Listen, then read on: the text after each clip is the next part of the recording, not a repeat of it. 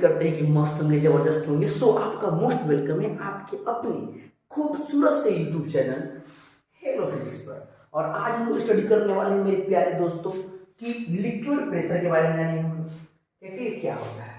इसको शायद मैं बोर्ड पर लिख चुका हूँ ताकि आपके लिए कंफर्टेबल थोड़ा सा और समझेंगे मेरे बाबू कि लिक्विड प्रेशर क्या होता है। ओके, तो सर लिक्विड प्रेशर जानने से पहले अपने को एक बात इस समझना है कि सर ये लिक्विड होता क्या है। लिक्विड यानी तरल किसे कहते हैं। ओके, फिर हम बारीकी समझेंगे दाब किसे कहते हैं और फिर आगे चीजों को अध्ययन करेंगे। बाकी एप्लीकेशन तमाम चीजों को एक मात्र छोटे से वीडियो में देखेंगे।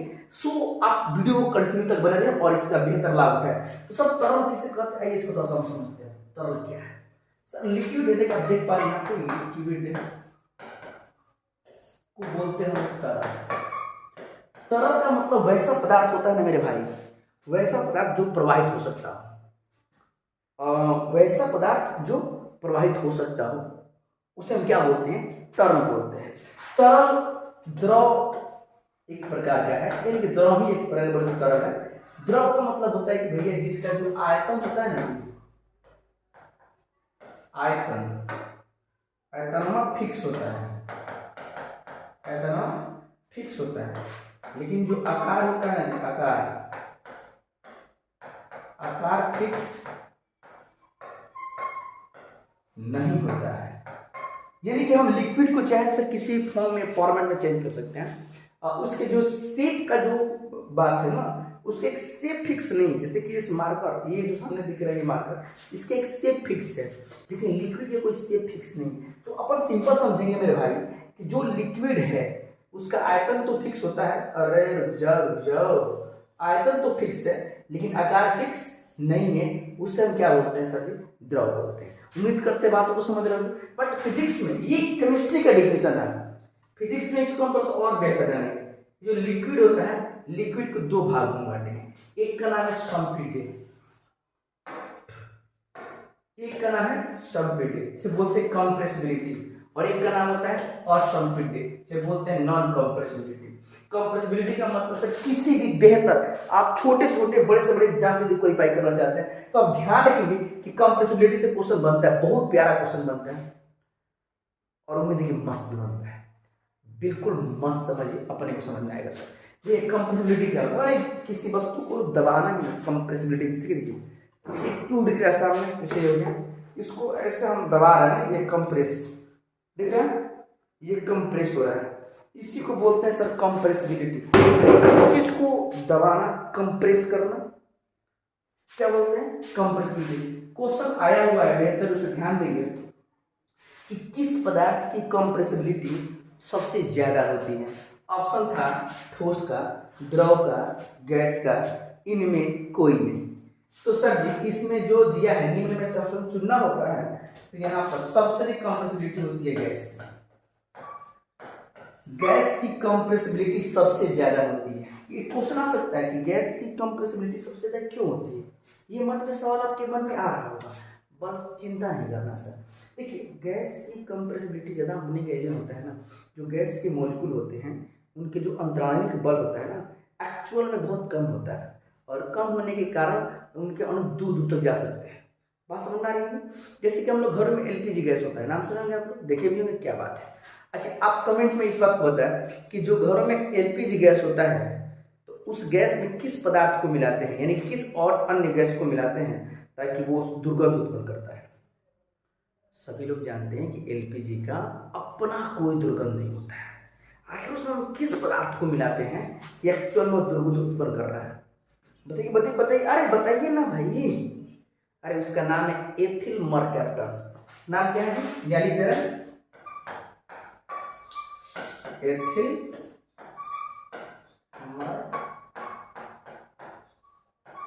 Ethyl mercaptan. देख रहे हैं सर, देखिए एथिल मर्कैप्टन है। ओके, एथिल मर्कैप्टन का एक भाई होता है जिसका नाम होता है methyl mercaptan.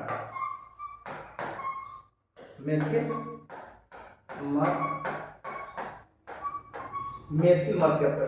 Sir ji ethyl mercaptan जो होता है सर जी बस दुर्गंध आता है, दुर्गंध से आपको विचलन हो सकता है, लेकिन ये जो मेथिल मर्कैप्टन है इसमें दुर्गंध कम होता है, लेकिन ये बेहोश कर देता है। जो है ना बेहोशी में बोलता है ना, बेहोशी के लिए कौन सी गैस बनाते हैं, उसका नाम क्या होता है, मेथिल मर्क्यूरी। तो हमने क्या समझे कि जो गैस है, गैस की कंप्रेसिबिलिटी सबसे ज्यादा होती है, ठीक है ना, अन्य के रिस्पेक्ट में। और जो सबसे कम कंप्रेसिबिलिटी किसी पदार्थ की होती है तो वो होता है ठोस का। सर उम्मीद करते हैं बेहतर उस चीज को समझ रहे हो। कंप्रेसिबिलिटी बहुत जबरदस्त टॉपिक है। तो कंप्रेसिबिलिटी में आपने क्या समझा कि जो गैस का जो कंप्रेसिबिलिटी होती है वो सबसे ज्यादा होती है, वहीं ठोस की कंप्रेसिबिलिटी क्या होती है, कम होती है। तो तरल में देखना है कि जिन पदार्थों को सर आप दबा सकते हो, राइट। सर सबसे बड़ी बात है ना जी कि एलपीजी जो सुने हैं ना, एक्चुअल तो गैस के रूप में होता है, लेकिन वो कभी लिक्विड के फॉर्म में भी होता है। आप आजमा लीजिएगा घर में, जब एलपीजी आता है, आप ध्यान दीजिएगा, जब उसको हल्का ऐसे ऐसे धक्का देंगे, अच्छे से गौर से सुनेंगे, तो ऐसा लगता है कि पानी भरा हुआ है। कोई गलत नहीं है सर जी, वो लिक्विड फॉर्म में होता है, ठीक है। वो तो बाहर आने के बाद बाहरी वातावरण के रिस्पेक्ट में आता है, तो गैस मान लीजिए गैस फॉर्म में चेंज हो जाता है। तो यहाँ पर सर बोलेंगे ना, कंप्रेसिबिलिटी का मतलब जिस लिक्विड को हम फॉर्मेट कर सकते हैं, दबा सकते हैं, उसे बोलेंगे कंप्रेसिबिलिटी। इसमें सारे सिंपल जितने भी हैं ना जी,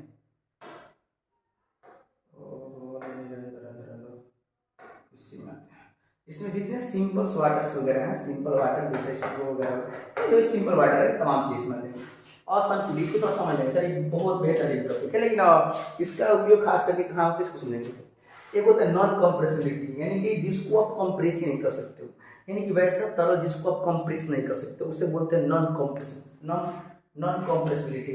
अब पोजीशन ये आता है कि आखिर लिक्विड होता कैसा है।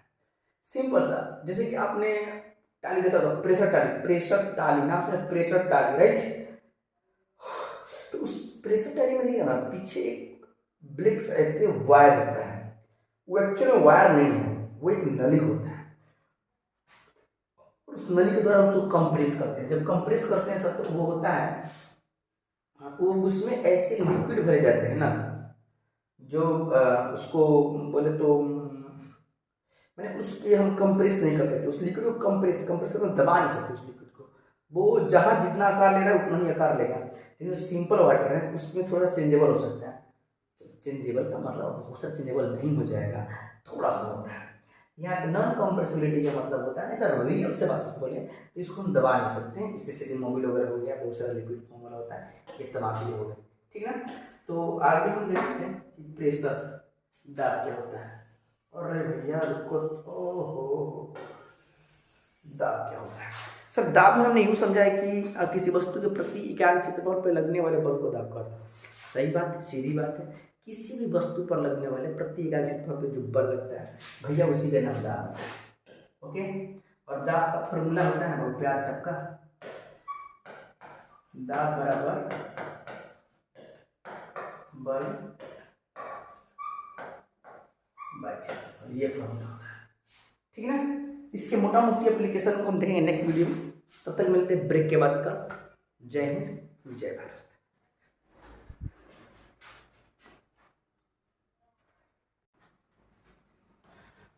हाय दोस्तों, कैसे हैं आप लोग? उम्मीद करते हैं कि मस्त होंगे, जबरदस्त होंगे। सो आपका मोस्ट वेलकम है आपके अपने खूबसूरत से यूट्यूब चैनल हेलो फिजिक्स पर। और आज हम लोग स्टडी करने वाले हैं मेरे प्यारे दोस्तों कि लिक्विड प्रेशर के बारे में जानेंगे हम लोग, देखिए क्या होता है। इसको शायद मैं बोर्ड पर लिख चुका हूँ ताकि आपके लिए कंफर्टेबल थोड़ा सा और समझेंगे मेरे बाबू कि लिक्विड प्रेशर क्या होता है, ओके।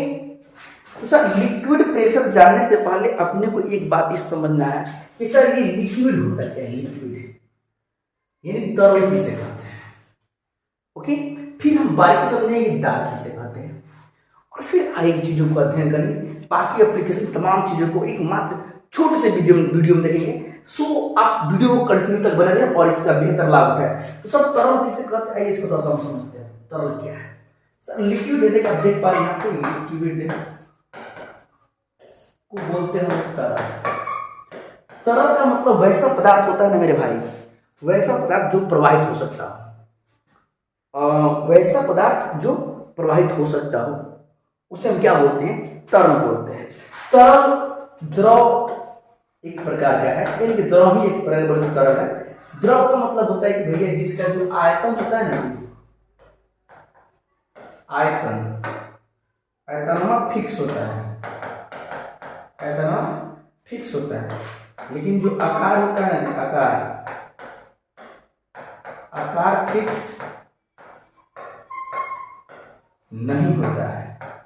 यानी कि हम लिक्विड को चाहे तो किसी फॉर्म में, फॉर्मेट में चेंज कर सकते हैं, और उसके जो शेप का जो बात है ना, उसके एक शेप फिक्स नहीं है। जैसे कि इस मार्कर, ये जो सामने दिख रहा है ये मार्कर, इसके एक शेप फिक्स है, लेकिन लिक्विड का कोई शेप फिक्स नहीं। तो अपन सिंपल समझेंगे मेरे भाई कि जो लिक्विड है उसका आयतन तो फिक्स होता है, अरे जब आयतन तो फिक्स है लेकिन आकार फिक्स नहीं है, उससे हम क्या बोलते हैं सर जी? द्रव बोलते हैं। उम्मीद करते बातों को समझ रहे हो। बट फिजिक्स में ये केमिस्ट्री का डिफिनेशन है, फिजिक्स में इसको हम थोड़ा सा और बेहतर जानेंगे। जो लिक्विड होता है, लिक्विड को दो भाग में बांटे हैं, एक का नाम है सॉलिड, एक का नाम है सब्लिमिट, इसे बोलते हैं कंप्रेसिबिलिटी, और एक का नाम होता है असंपीड्य, इसे बोलते हैं नॉन कंप्रेसिबिलिटी।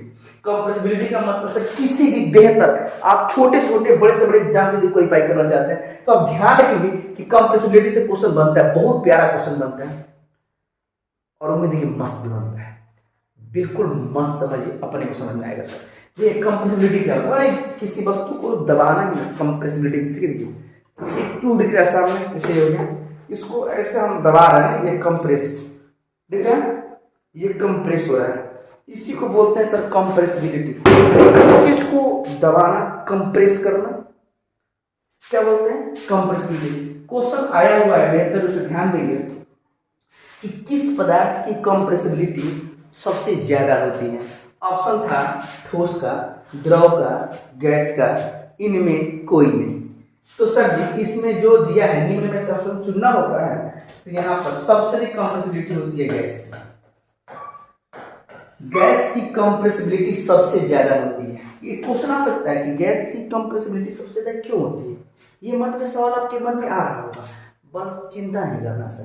देखिए गैस की कंप्रेसिबिलिटी ज़्यादा होने का रीजन होता है ना, जो गैस के मॉलिक्यूल होते हैं उनके जो अंतराणविक बल होता है ना, एक्चुअल में बहुत कम होता है, और कम होने के कारण उनके अणु दूर दूर तक जा सकते हैं। बात समझ आ रही है? जैसे कि हम लोग घरों में एलपीजी गैस होता है, नाम सुना होंगे आप लोग, देखे भी होंगे, क्या बात है। अच्छा आप कमेंट में इस बात को बताएं कि जो घरों में एलपीजी गैस होता है तो उस गैस में किस पदार्थ को मिलाते हैं, यानी किस और अन्य गैस को मिलाते हैं ताकि वो दुर्गंध उत्पन्न करता है। सभी लोग जानते हैं कि एलपीजी का अपना कोई दुर्गंध नहीं होता है। आखिर उसमें हम किस पदार्थ को मिलाते हैं कि एक्चुअल में दुर्गंध उत्पन्न कर रहा है? बताइए बताइए बताइए, अरे बताइए ना भाई। अरे उसका नाम है एथिल मर्कैप्टन। नाम क्या है? या लिख दे रहे हैं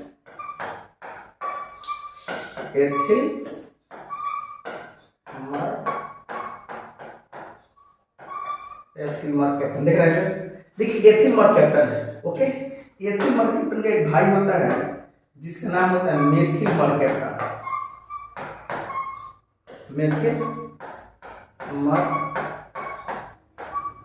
methyl mercaptan. Sir ji ethyl mercaptan जो होता है सर जी, बस दुर्गंध आता है, दुर्गंध से आपको विचलन हो सकता है, लेकिन ये जो मेथिल मर्कैप्टन है इसमें दुर्गंध कम होता है, लेकिन ये बेहोश कर देता है। जो है ना बेहोशी में बोलता है कि बेहोशी के लिए कौन सी गैस बनाते हैं, उसका नाम क्या होता है? Methyl mercaptan. तो हमने क्या समझे कि जो गैस है, गैस की कंप्रेसिबिलिटी सबसे ज्यादा होती है, ठीक है ना, अन्य के रिस्पेक्ट में। और जो सबसे कम कंप्रेसिबिलिटी किसी पदार्थ की होती है तो वो होता है ठोस का। सर उम्मीद करते हैं बेहतर उस चीज को समझ रहे हो। कंप्रेसिबिलिटी बहुत जबरदस्त टॉपिक है। तो कंप्रेसिबिलिटी में आपने क्या समझा कि जो गैस का जो कंप्रेसिबिलिटी होती है वो सबसे ज्यादा होती है, वहीं ठोस की कंप्रेसिबिलिटी सबसे क्या होती है?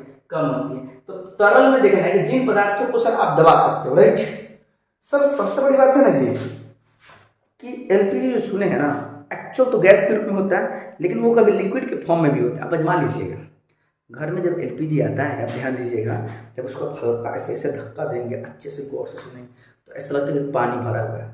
कोई गलत नहीं है सर जी, वो लिक्विड फॉर्म में होता है, ठीक है।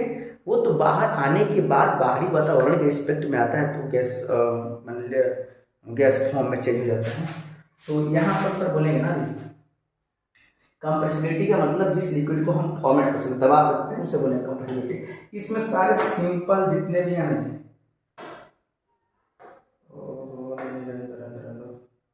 इसी में इसमें जितने सिंपल वाटर्स वगैरह हैं, सिंपल वाटर जैसे वो वगैरह, जो सिंपल वाटर है तमाम चीज इसमें देंगे।